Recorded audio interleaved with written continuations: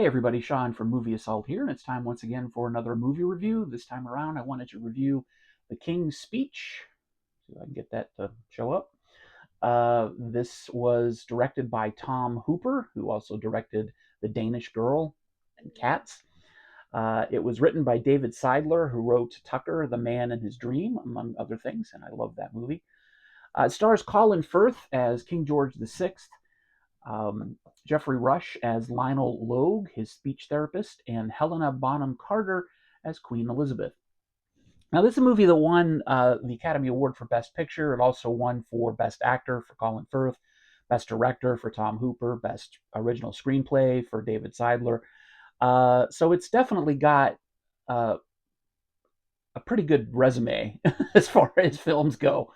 But for whatever reason, I have put off watching this movie until just recently because I can't really tell you why. I love the cast. Everybody in it is great. Even before seeing the movie, I like everybody in it. I didn't know anything really about Tom Hooper or David Seidler other than the fact that he wrote Tucker and The Man in His Dream, which is a movie I loved. So I don't know why I took so long to watch this movie, but I am really glad I did. The subject matter might not sound like it's particularly interesting. It's basically King George VI here, who starts the movie as the Duke of York and is known to his friends as Bertie. Uh, he needs to get speech therapy, basically. He has a terrible stammer and he needs to make inspiring speeches for his country, which is, of course, Great Britain. And this guy, Lionel Logue, is his speech therapist who has sort of an unconventional way of getting him to do that. Now, at face value, that might not sound like the most interesting movie to watch.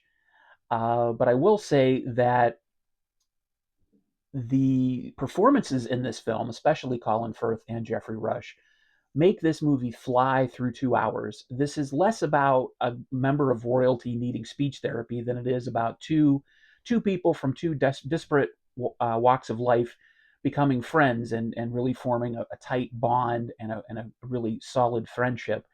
And it's hard to spoil a movie like this because it's based on a true story, but it is just an amazing movie. The only thing that I would count against it, um, and this is really something it can't avoid, is the fact that it is a true story and you know what's going to happen if you know anything about history.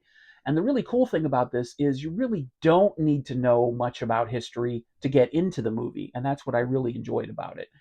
I like history, but the movie does such a great job of explaining what's going on without being boring or talky or overly condescending. It's just a great movie about two guys who become friends, and all this other stuff happens. And one of them happens to be the King of England, and the other one happens to be a guy who lives fairly not so well to do.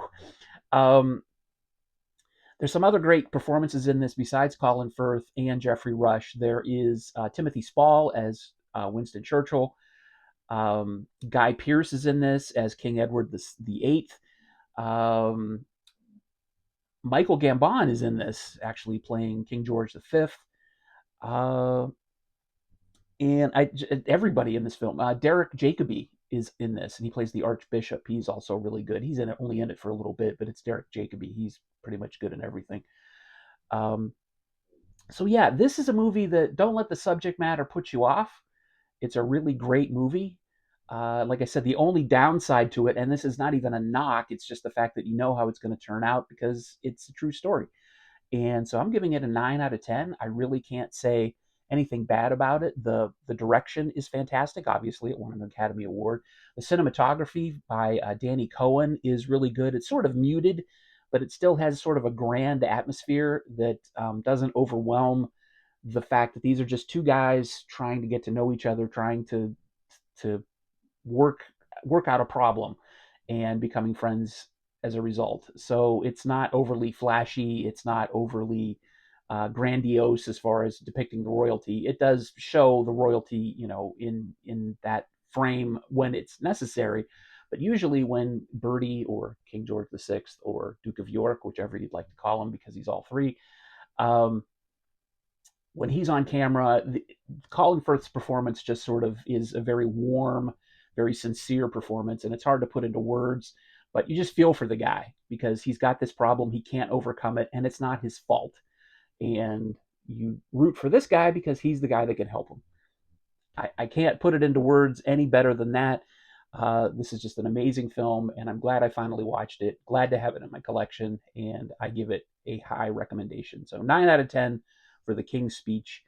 Definitely thank you for picking this for me, finally making me watch it. And I do definitely appreciate that. And I also appreciate the fact that you've made it this far into the video, so I appreciate your attention span. And as always, I appreciate you guys subscribing. If you're a new subscriber, old subscribers, thank you for staying with the channel very much. And we'll see you on the next one. I've got another poll for next Sunday's review. Always is already up. It's three different, very different type of movies from The King's Speech. More in line with the stuff that I usually watch. So I might be going back into my comfort zone for a week, but I hope you'll vote and help me choose what I watch next week. So thanks again, everybody. Take it easy.